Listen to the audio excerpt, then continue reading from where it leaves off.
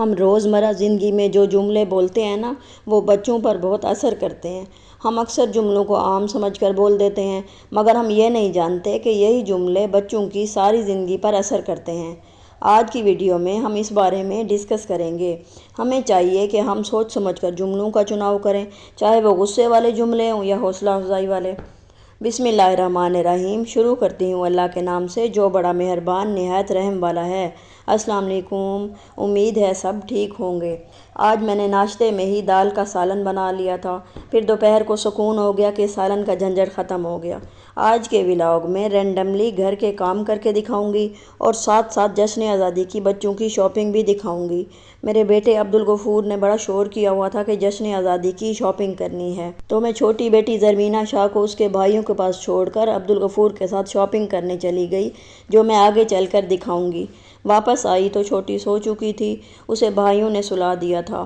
اچھا، اب آئیں گے پوائنٹ پر۔ پوائنٹ نمبر 1، جب بچے ہمیں تنگ کرتے ہیں نا، تو ہم کہتے ہیں کہ میں آپ سے نہیں بولوں گی، تو بچے اس چیز کو ذہن میں لا کر خود بھی اس پر عمل کرتے ہیں۔ وہ بھی جب کوئی بات ہو تو ماں باپ یا چھوٹے بہن بھائیوں سے بات کرنا چھوڑ دیتے ہیں۔ ایون کہ جب بڑے ہوتے ہیں نا، تو جب بھی کسی بات پر ناراضگی ہو تو بہن بھائیوں سے بولنا چھوڑ دیتے ہیں۔ اسی طرح اگر بیٹیاں ہیں تو وہ بھی اپنے ہسبینڈ سے منہ بنا لیتی ہیں، بولنا چھوڑ دیتی ہیں، جس سے سارے گھر کا ماحول خراب ہوتا ہے، کیونکہ بچے بھی وہی کرتے ہیں نا جو وہ آپ کو عملی کرتا دیکھتے ہیں۔ پوائنٹ نمبر 2، اکثر بچے جب کوئی غلط کام کرتے ہیں تو ہم کہتے ہیں کہ تم پورے اپنے باپ یا بھائی کی طرح ہو یا ان کی طرح کرتے ہو۔ اس طرح بچے میں یہ چیزیں ڈیولپ ہوتی ہیں کہ اس کے باپ اور بھائی سے ماں ہماری نفرت یا ناپسند کرتی ہے، اسی لیے وہ اس عادت کو پسند نہیں کرتی۔ اس سے جب بچہ بڑا ہوتا ہے نا، تو اس کے ذہن میں ماں کے لیے نفرت ہوتی ہے کہ اس نے میرے ذہن میں باپ یا بھائی کی نفرت ڈالی ہے، جس وجہ سے میری شخصیت متاثر ہوئی ہے۔ پوائنٹ نمبر 3، یہ کہنا کہ تمہاری وجہ سے میری لڑائی ہوئی ہے۔ جب بیوی کی شوہر سے لڑائی ہو تو بچے کو یہ مت کہیں کہ یہ سب تمہاری وجہ سے ہوا ہے۔ یہ کہنے سے بچہ گلٹ فیل کرتا ہے کہ یہ سب میری وجہ سے ہے، اس میں میرا قصور ہے۔ اس سے بچے کی شخصیت خراب ہوتی ہے۔ پوائنٹ نمبر 4، بچوں کو مارنا یا ہر وقت گالی گلوچ کرنا۔ سب بچے ہی ایسے ہوتے ہیں کہ وہ کہنا نہیں مانتے۔ جب تک ان سے غصے سے بات نہ کرو یا مارو نہ، تو یہ جملہ کہ جب تک تم مار نہیں کھاتے نہیں سیکھتے، اس طرح کے جملے ہر وقت بولنے سے بچے اس چیز کے عادی ہو جاتے ہیں کہ مار پڑے گی تو ہم کہنا مانیں گے، یا اس جملے سے انہیں چڑ ہو جاتی ہے اور وہ ضدی ہو جاتے ہیں۔ اور ہم بچے کو یہ میسیج دے رہے ہوتے ہیں کہ جب بھی کوئی تمہارا چھوٹا بہن یا بھائی تمہارا کہنا نہ مانے تو اسے مار پیٹ کرو۔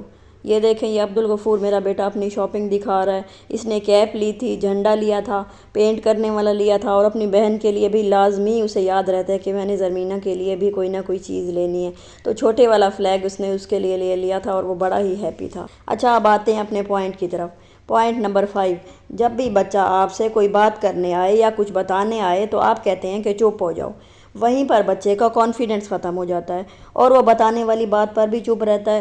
اس سے بچے کا کانفیڈنس ختم ہوتا ہے اور وہ ہر بات میں خاموش رہتا ہے۔ ایون کہ اسکول میں بھی جاتا ہے نا، تو پڑھنے کے لیے یا کچھ، تو وہ یہ ہوتا ہے کہ وہ بول نہیں پاتا، اور چپ ہو جاؤ کہ جملے نے اسے خاموش کرا دیا ہوتا ہے۔ اس میں کوئی بھی نئی چیز یا کوئی تخلیق آتی ہے اور وہ بولنا چاہتا ہے تو اس کے کانفیڈنس ختم ہوتا ہے اور وہ بول نہیں پاتا۔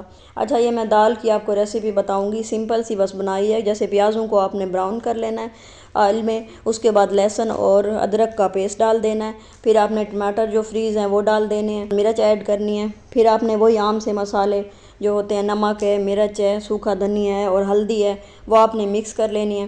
بس پھر دال کو میں نے گھنٹہ پہلے سے بھگو دیا تھا، پھر آپ نے اس میں دال ڈال دینی ہے اور پانی گرم کر کے، سالن میں اکثر کوشش کرتی ہوں کہ پانی گرم کر کے ڈالتی ہوں، جس سے سالن اچھا بنتا ہے۔ اچھا، آتے ہیں پوائنٹ کی طرف۔ پوائنٹ نمبر 6، آخری جملہ یہ کہ اپنے بھائی یا اپنی بہن سے سیکھ۔ اس طرح بچوں کو ڈی گریڈ نہ کریں کہ آپ صحیح نہیں ہو اور وہ آپ کے بہن بھائی آپ سے بہتر ہیں۔ اس سے بچے حسد اور جیلسی میں چلے جاتے ہیں۔